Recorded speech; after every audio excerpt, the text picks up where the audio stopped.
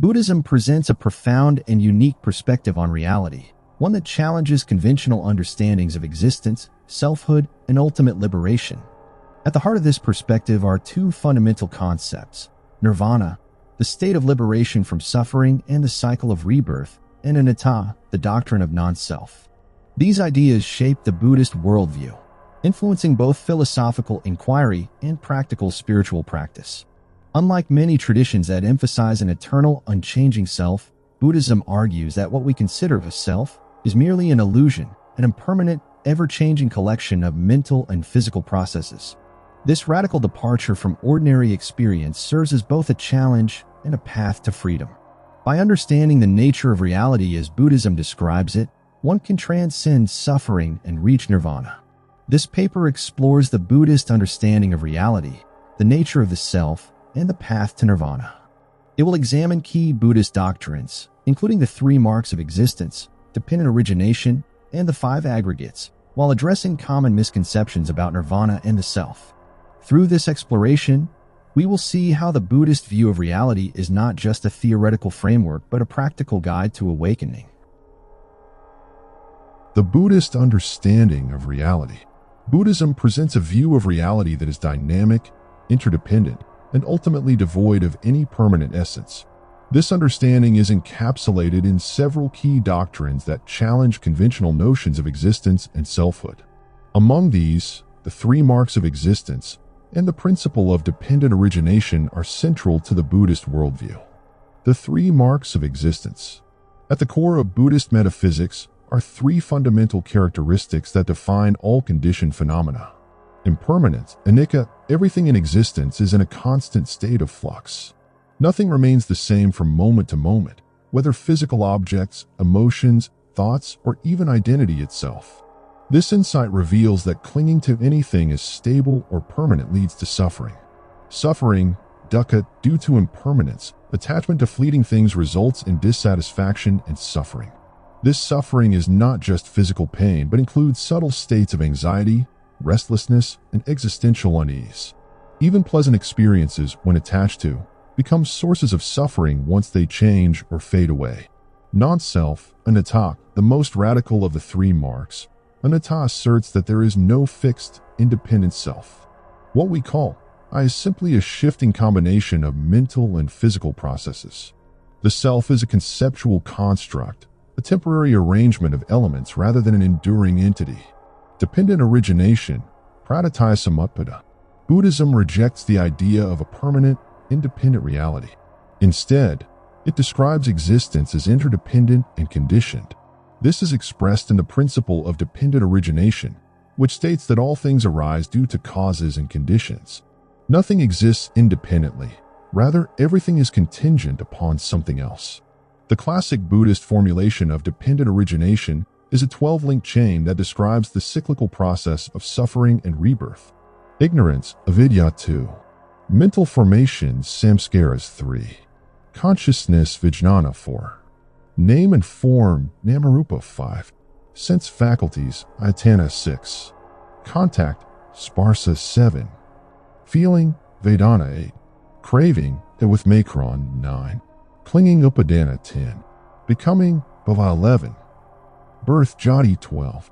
Aging and death, jarmara.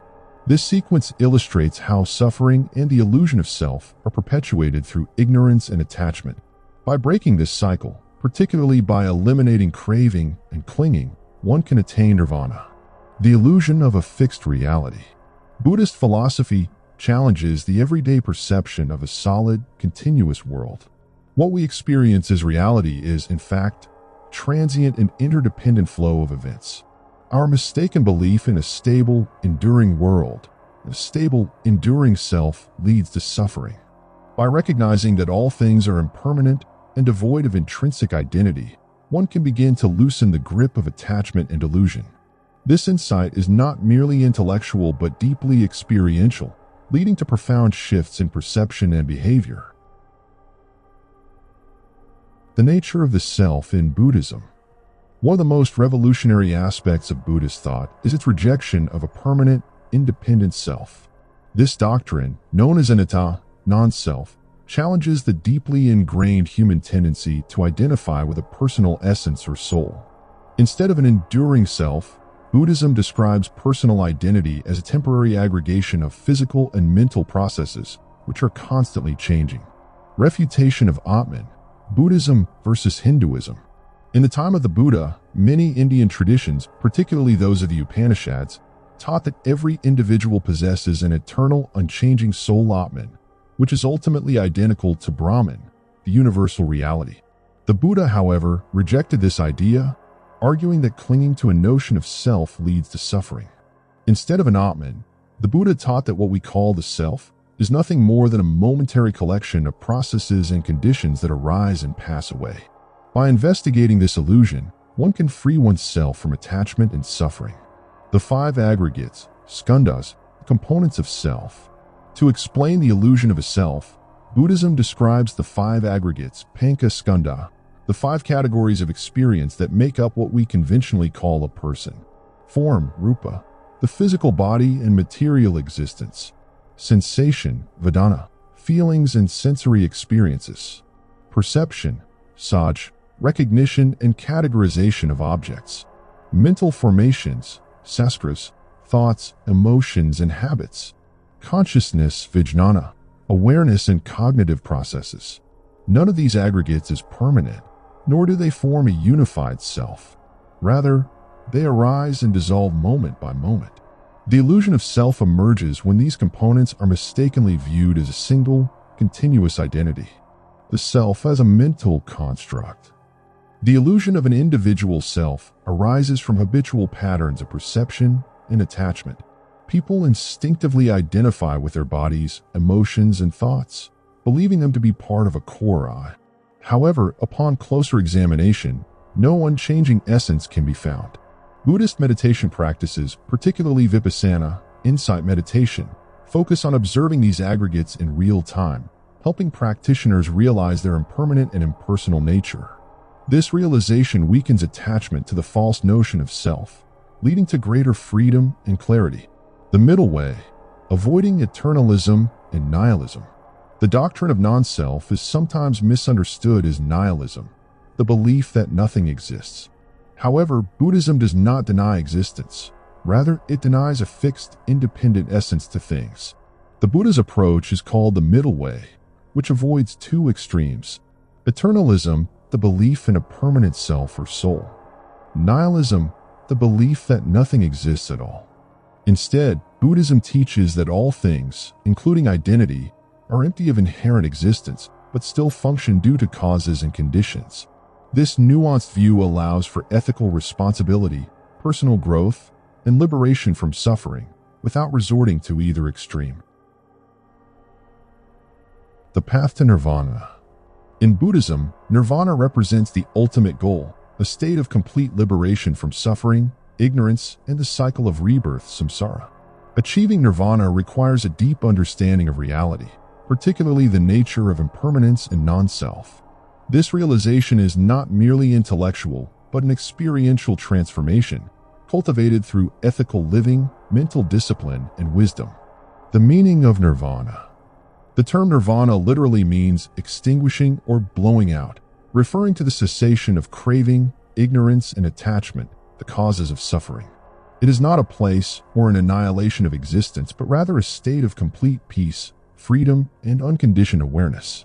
The Buddha described Nirvana as beyond suffering, free from all forms of dissatisfaction, beyond duality, beyond the notions of existence and non-existence, unconditioned, asankata, not subject to impermanence and change, indescribable, cannot be fully grasped through words or concepts.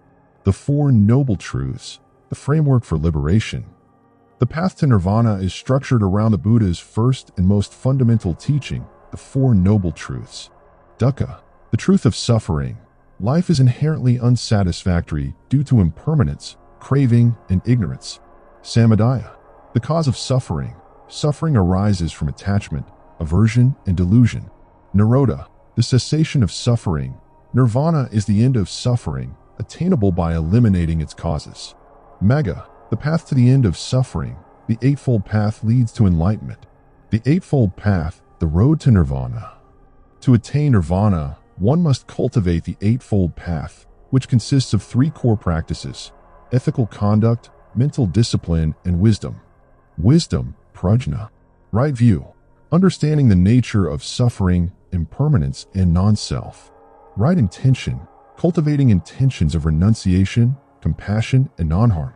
Ethical conduct, sila, right speech, speaking truthfully, kindly, and beneficially. Right action, avoiding harm to others, non-violence, honesty, and ethical behavior. Right livelihood, engaging in work that does not harm others. Mental discipline, samadhi, right effort, cultivating positive states of mind and eliminating unwholesome ones. Right mindfulness, developing awareness of thoughts, emotions, and reality as it is. Right concentration, deep meditation leading to profound insight and tranquility. Nirvana and the dissolution of the self. The attainment of nirvana involves the complete dissolution of ego clinging and the realization that there is never a fixed self to begin with. Once one fully sees through the illusion of self and lets go of attachment, suffering naturally ceases. For the enlightened being, there is no more craving because there is no self to crave. There is no more suffering because suffering arises from attachment to a false identity. There is no more rebirth because the cycle of karma depends on clinging to an illusory self. In Theravada Buddhism, nirvana is often described as the cessation of suffering and rebirth. In Mahayana Buddhism, it is seen as inseparable from samsara, meaning that enlightenment is not an escape from the world but a transformation of how it is experienced. Common misconceptions. Buddhist concepts like nirvana and non-self are often misunderstood, leading to misinterpretations about what Buddhism actually teaches. Below, we explore some of the most common misconceptions and clarify their true meanings. Is nirvana annihilation? A common misunderstanding is that nirvana means the annihilation of existence, leading some to equate it with nihilism. However, Buddhism does not teach that nirvana is the destruction of the individual, but rather the extinguishing of craving, ignorance, and attachment. Nirvana is not non-existence but liberation from suffering and the illusion of a fixed self. The Buddha described it as the highest bliss, free from all mental afflictions. It is a state beyond duality, neither existence nor non-existence in the conventional sense. Thus, nirvana is not a void, but a state of peace and wisdom beyond conceptual limitations. If there is no self, who attains nirvana? Another paradox arises from the Buddhist doctrine of anatta, non-self. If there is no permanent self, how can anyone attain nirvana? Buddhism teaches that there is no fixed entity that attains nirvana. Instead, nirvana is realized when one sees through the illusion of self. It is not a person that becomes enlightened, but rather wisdom itself arises, leading to liberation. The process of awakening is often compared to a fire that goes out, not because it was destroyed, but because its fuel, craving, and ignorance has been exhausted. Thus, nirvana is not about a self being liberated, but about realizing there was never a fixed self to begin with. Can nirvana be explained? Some people try to define nirvana in precise terms, while others assume it is entirely beyond understanding. The truth lies somewhere in between. The Buddha often described nirvana in terms of what it is not: freedom from suffering, craving, and rebirth. However, he avoided over-intellectualizing it, stating that nirvana is best understood through direct experience. Buddhist scriptures use metaphors such as a flame being extinguished, symbolizing liberation from desire; a cool breeze after escaping a hot fire, symbolizing relief from suffering; the sky being free from clouds, symbolizing clarity and unobstructed awareness. Thus, while nirvana can be discussed conceptually, its true nature must be directly realized through meditation and insight. Is nirvana only for monks? Many assume that nirvana is only attainable by monks or lifelong meditators, but Buddhism teaches that all beings have the potential for liberation. The Buddha himself taught both monks and lay people, emphasizing that anyone who follows the Noble Eightfold Path can progress toward enlightenment. While monastics dedicate their lives to practice, lay people can also cultivate wisdom, ethics, and meditation in daily life. In Mahayana Buddhism, the ideal of the Bodhisattva, Someone who seeks enlightenment for the benefit of all shows that nirvana is not a self-centered goal but a path of compassion. Thus, while monks may have more structured conditions for practice, nirvana is not exclusive to them. It is a path open to all who seek truth and liberation. Conclusion. The Buddhist view of reality is both profound and transformative, challenging deeply held assumptions about selfhood, existence, and liberation. By understanding and internalizing the principles of impermanence, anicca, suffering, dukkha, and non-self, anatta, practitioners can transcend the cycle of suffering and reach nirvana, a state of complete freedom from craving and illusion. The doctrine of non-self teaches that what we conventionally call the self is not an independent, enduring entity, but a dynamic interplay of physical and mental processes. This insight shifts the way one relates to identity, attachment, and suffering. Rather than viewing liberation as something attained by a self, Buddhism suggests that nirvana is realized when the illusion of self is abandoned altogether. The Four Noble Truths and the Eightfold Path provide a practical roadmap to enlightenment, guiding practitioners through ethical living, mental discipline, and wisdom. This path is not limited to monks or advanced meditators, but is accessible to all who seek truth and liberation in daily life. Implications for everyday life. Even for those not striving for full enlightenment, the Buddhist understanding of reality offers powerful insights for navigating modern life. Recognizing impermanence helps one let go of attachment and embrace change. Understanding non-self reduces ego-driven conflicts and fosters compassion. Practicing mindfulness and wisdom leads to greater clarity, peace, and ethical living. Final thoughts. Rather than providing rigid doctrines, Buddhism encourages experiential insight. Each person must see for themselves the truth of impermanence, non-self, and suffering. Through meditation, reflection, and ethical action, one can gradually dissolve delusions and awaken to a more liberated state of being. In the end, nirvana is not something to be grasped, but something to be realized. It is the freedom of seeing reality as it truly is, without the distortions of ego, craving, or illusion.